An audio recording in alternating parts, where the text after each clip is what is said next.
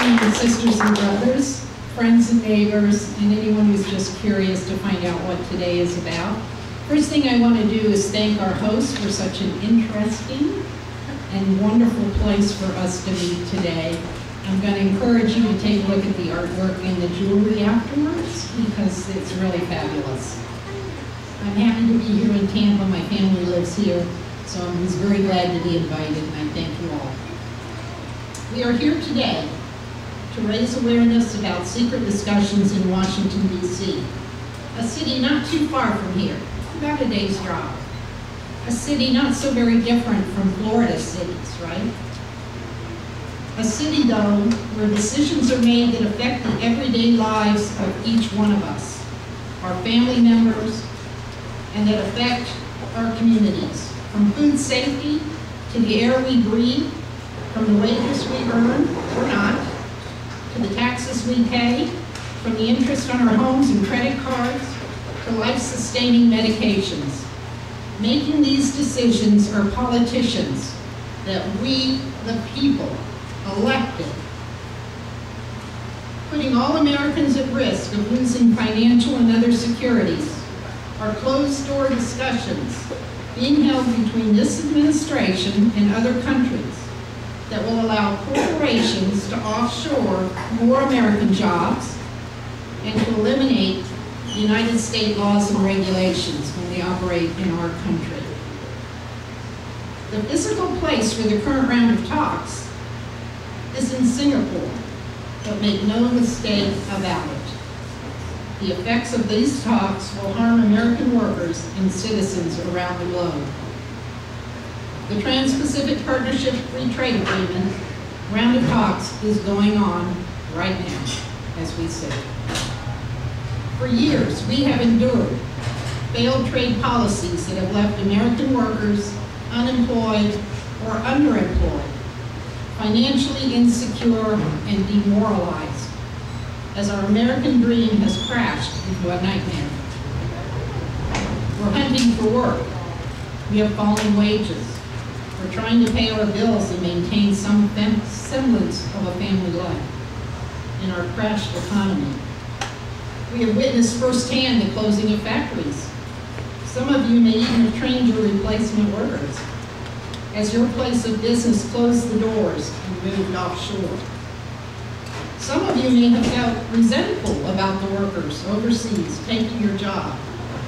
But know this, those workers are also victims, just as the American worker who is left behind. We must stand with all workers of the world, united in our message that all workers deserve to be treated fairly, with respect and dignity. We must demand a fair wage, safe working conditions and environmental protections to ensure clean air and safe waterways. Together, we must demand that medications be readily available and cost-effective for citizens at home and in foreign lands. We must demand that the food supply is grown without the use of harmful chemicals. We must demand that our sisters and brothers earn a fair wage and have working hours that are conducive to having time with our loved ones. As with all trade agreements, the rules matter.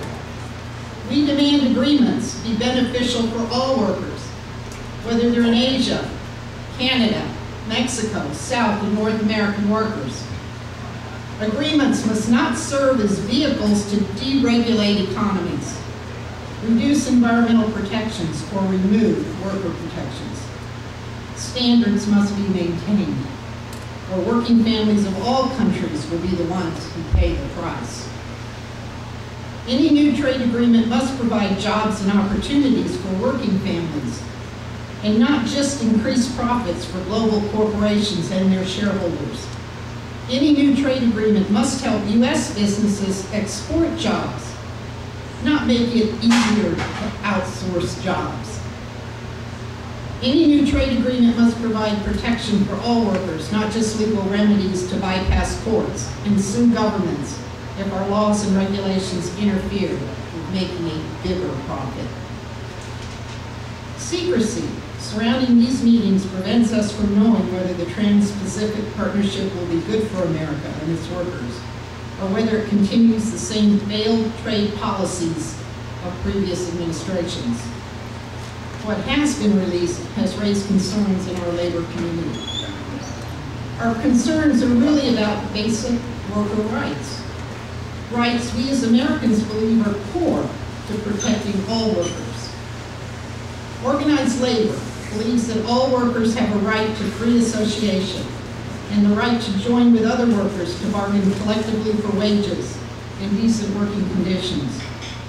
Collective bargaining provides a level playing field between corporate interests in increasing their profits and workers' interests in exchanging their labor for fair wages and decent working conditions. Organized labor believes that children have the same human rights as all people. Children lack the power and knowledge to protect their own interests. Children must be protected from exploitation, from money, and protected from dangerous work that threaten their lives and their health. We've seen the stories of children sitting on the floors in India, rolling cigarettes for export. We've seen children working in rice paddies, or even worse, exploited for sex and sold on the streets. We can't have a trade agreement where this is allowed to happen. Organized labor believes that discrimination at work denies opportunities for all workers to contribute to their communities. Equality means that all individuals have an equal opportunity to obtain a quality education and to develop the knowledge and skills to pursue their own economic security at work. Organized labor believes that workers must be free to choose who they will work for and what work they will perform in exchange for fair wages. Forced labor in any form will not be tolerated. These are core labor right principles: the right to freely associate with others, the right to bargain collectively, a ban on child labor, a ban on discrimination, and forced labor. If the Trans-Pacific Partnership Agreement falls short on these core labor principles, we will not support it. I am quite sure that some of you who are not in our labor family will agree that it falls short on your issues as well.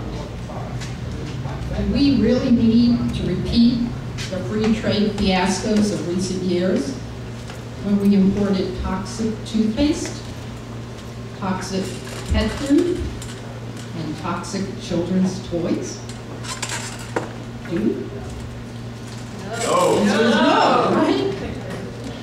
Do we need to elevate corporations to be on equal terms with government?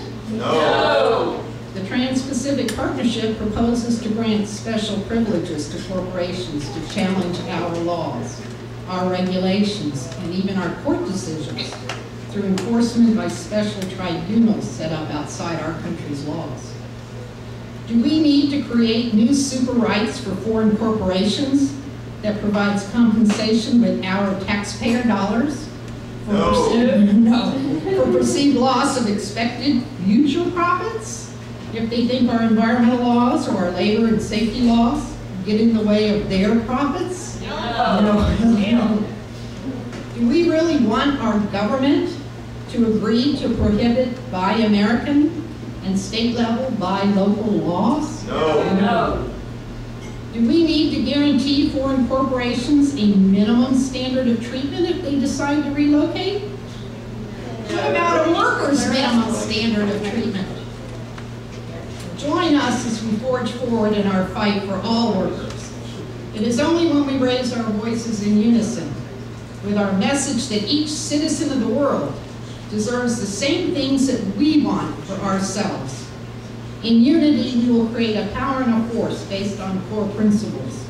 We must tell those people who we, the people, elected to office, that we are not going to stand by as spectators.